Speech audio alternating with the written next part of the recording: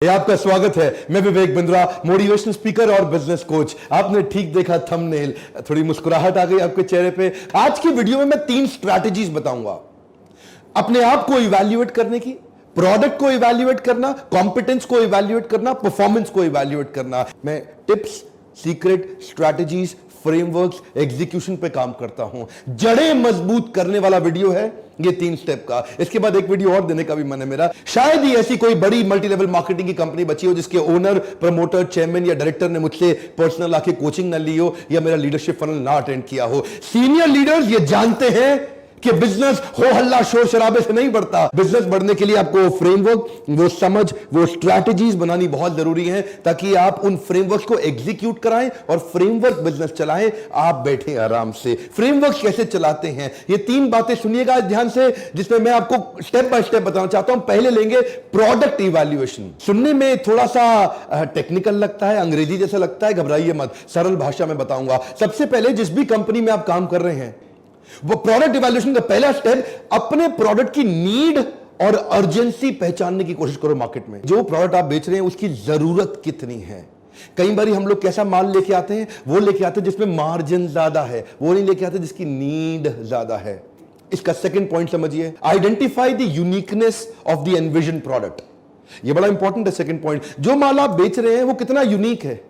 आप ऐसा तो नहीं कि कुछ वही बेच रहे हो सारे के सारे बेच रहे हो। आप वही तेल, साबुन, शैंपू बेच रहे हो सबके सब बेच रहे हैं।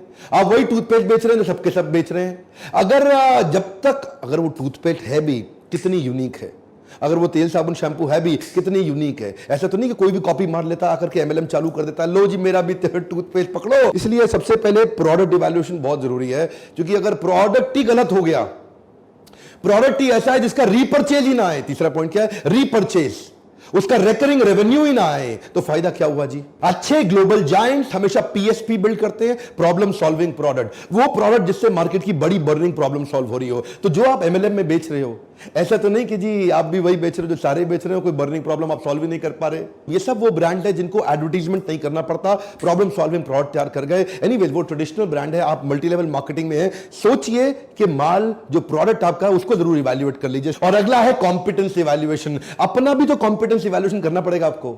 चलो आपने कंपनी को तो आकलन कर लिया, अपना आकलन किया आपने कंपनी का इवैल्यूएशन कर लिया, अपना इवैल्यूएशन किया कि आप भी उस एमएलएम कंपनी के लायक हैं भी कि नहीं है। इसमें भी 3 हिस्से हैं, पर्सनल इफेक्टिवनेस, इंटरपर्सनल इफेक्टिवनेस और ऑर्गेनाइजेशनल इफेक्टिवनेस। क्या होती है 3 चीजें ये। पर्सनल इफेक्टिवनेस मतलब आप खुद अंदर से कितने ताकतवर हैं। क्या आप में वो नेगेटिव कस्टमर को सहने की क्षमता है कि नहीं, आप में वो फेलियर को सहने की क्षमता है कि नहीं है। 100 लोगों से आप मिले, क्या आप में 95 नेगेटिव फेलियर्स को टॉलरेट करने की ताकत है। पहली ताकत तो आपके अंदर वो कन्विक्शन, वो एंथुसियाज्म का ट्रांसफर ही सेल्स को बढ़ाता है। जितना आप अपने प्रोडक्ट पे उत्साहित है ना, उतना ही उत्साह दूसरे वाले को दे सकते हैं। आपका personal effectiveness, that's first. Second है इन्फ्लुएंस करने की कला, सामने वाले को कोच करने की कला, उसको इन्फ्लुएंस करना आता है आपको। क्या आप बड़े से बड़े ऑब्जेक्शंस को हैंडल कर लेते हैं। क्या आप दूसरों को प्रभुभावित कर लेते हैं। ये हो गया इंटरपर्सनल। पहला पर्सनल, दूसरा इंटरपर्सनल, तीसरा ऑर्गेनाइजेशनल। ऑर्गेनाइजेशनल क्या होता है, अपलाइन और डाउनलाइन। इनके साथ आपके कैसे संबंध, क्या आप अपलाइन को कंटिन्यूअसली रिस्पेक्ट कर पा रहे हैं या अपलाइन को अपने कंपटीशन की तरह देख रहे हैं। अगर अपलाइन से संबंध अच्छा नहीं, आपका गेम तो वैसे भी ओवर हो जाएगा। लंबा वो आदमी टिकता ही नहीं जो अपने सीनियर की रिस्पेक्ट ही ना कर सके। और डाउनलाइन को आप कितना इन्फ्लुएंस कर पा रहे हैं, इसको बोलते हैं ऑर्गेनाइजेशनल। ऊपर नीचे दाएं बाएं, जब पूरी ऑर्गेनाइजेशन को आप रन करने लायक हो जाते हैं, सबसे बड़े डायमंड बनते हैं आप। जैसा जैसा लीडर करेगा वैसा वैसा तो डाउनलाइन भी करेगा, पर जैसा जैसा अपलाइन कहेगा वैसा वैसा डाउनलाइन नहीं करेगा। लीडरशिप सफल तभी होती है जब आप करके दिखा पाते हैं। पहले आचार फिर प्रचार। जैसा जैसा लीडर करेगा डाउनलाइन अपने आप करेगा, पर अगर लीडर खाली कहेगा डाउनलाइन कुछ नहीं करेगा। आप एक्शन मैन है, आप प्रोसेस मैन है, आप पीपल मैन है कि आप आइडिया मैन है। एक्शन मैन एकदम एक्शन में लग जाता है, ये लोग एमएलएम में सफल हो जाते हैं। उसकी स्पीड तेज है, उसका एग्जीक्यूशन, डिसीजन अभी की अभी, राइट नाउ करके दिखाएंगे, जान लगा दूंगा, एडी चोटी का जोड़ लगा दूंगा, ये एक्शन मैन है। प्रोसेस मैन क्या है, नहीं नहीं नहीं, स्टेप बाय स्टेप चलेंगे। पहले डेटा दिखाओ, पहले मुझे थोड़ा पीछे के टेस्टिमोनियल्स दिखाओ, मेरे को रेफरेंस चाहिए, मेरे को डिटेल चाहिए, मेरे को पूरे स्टेप्स चाहिए, पहले एनालिसिस करूंगा। प्रोसेस मैन धीरे धीरे चलता है। पीपल मैन रिश्ते बनाता है।